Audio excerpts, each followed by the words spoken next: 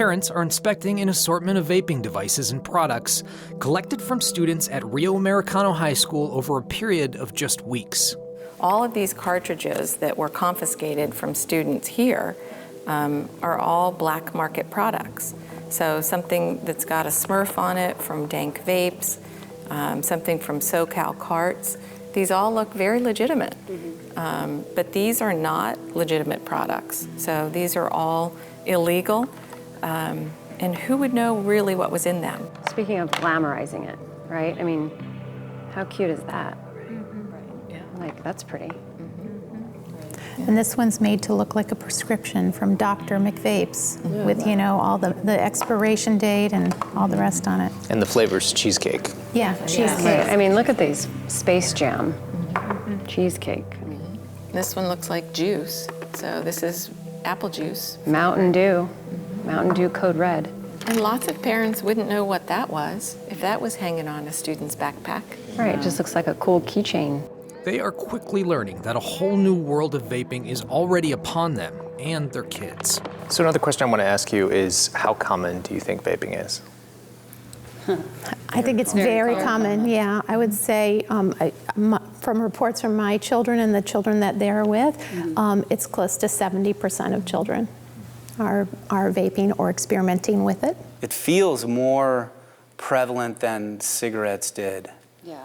And it just came on like a tsunami. I mean, 5 years ago, we felt like we had, you know, had beaten the nicotine war, the cigarette war. But one student told Ann and I that what happens is they'll go into the vape shop, and when the person working behind the counter knows that they're not 21, they'll basically ask them for a tip. They'll say, you know, maybe this vape pen is $20, but because you're underage, wink, wink, it's going to be $30. Statistics from the Food and Drug Administration bolster this. In 2019 alone, over 1,200 shops in the U.S. were cited for selling to minors, and only a third of them were actually fined. Do you think that the vape companies know what they're doing? They absolutely knew what they were doing. This went from the little cartoon camel back then. Now they've got the sweet, yummy flavors that. What adult likes cotton candy? Right. I mean, that's not an adult flavor. Right. They came in saying that they were trying to help adult smokers quit smoking and giving them a tool to use as a cessation program or however to lessen their intake of nicotine. And it's never been proven as a cessation device. It's never been approved to be a cessation device. And why did they host parties for free, giving out free product to people if it wasn't to get them hooked? You know, very classic drug dealer kind of move. My son, I told him I was coming to this tonight and was sharing something that he told me before about the YouTube videos of these guys that blow smoke rings with their vaping devices. And there's like 20 million views. And there's YouTube channels set up for vaping and blowing smoke rings. I can't imagine adults are watching those. And they're all kids, right? Kids like watching other kids do things. They do. You see kids spending hours watching other kids play video games. Well, that's true. And of course, you know, they're going to be attracted to seeing other kids do something that they're not supposed to be doing. In 2011, only 1.5% of students reported vaping. Now, that number has skyrocketed to nearly 30%. And these parents believe what their kids are dealing with is something entirely new.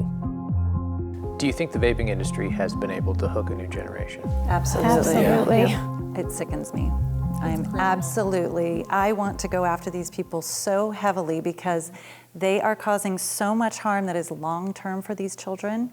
And these children are gullible. Like, they're not even following the law. And they are taking advantage of a whole generation of kids. And that infuriates me.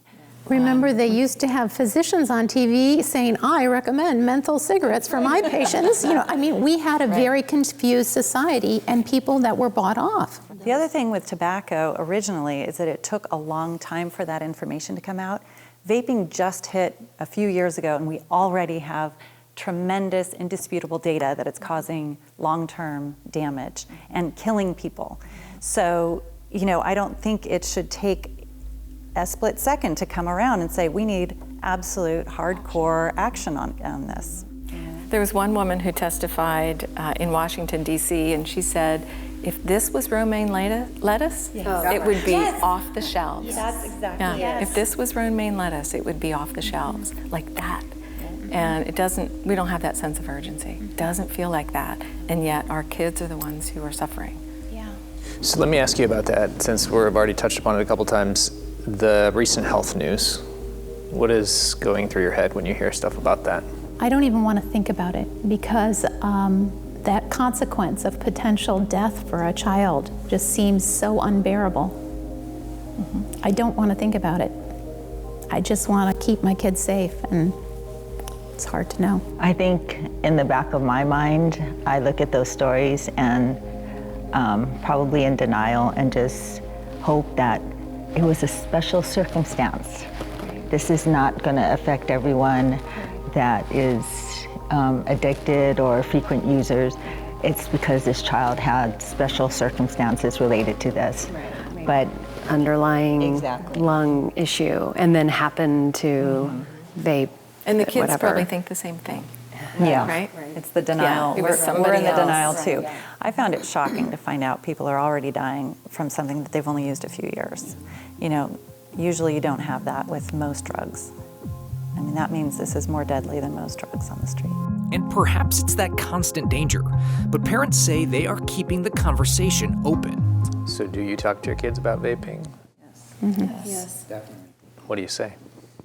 I asked them about the reports, actually, because I said, well, how are the kids not terrified now that these reports came out?